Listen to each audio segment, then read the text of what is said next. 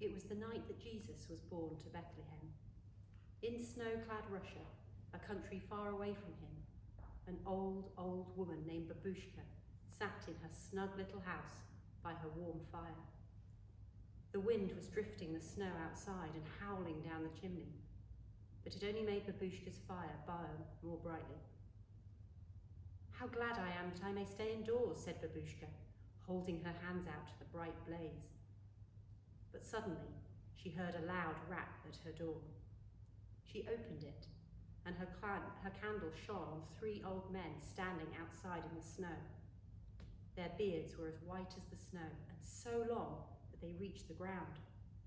Their eyes shone kindly in the light of Baboushka's candle, and their arms were full of precious things, boxes of jewels and sweet-smelling oils and ointments.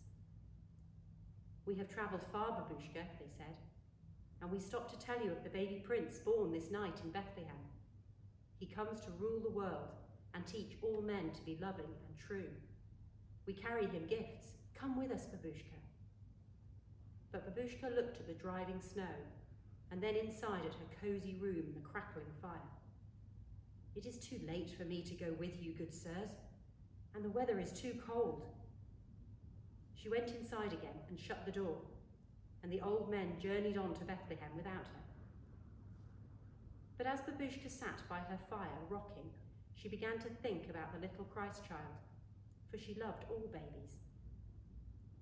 "Tomorrow I will go to find him," she said. "Tomorrow when it is light, and I will carry him some toys."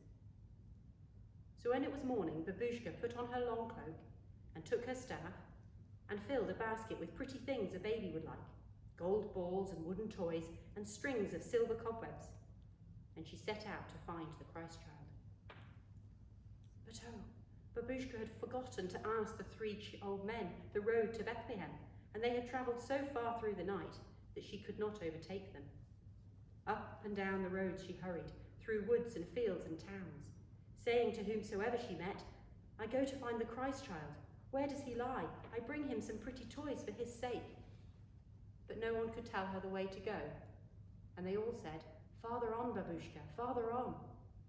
So she travelled on and on and on for years and years, but she never found the little Christ child.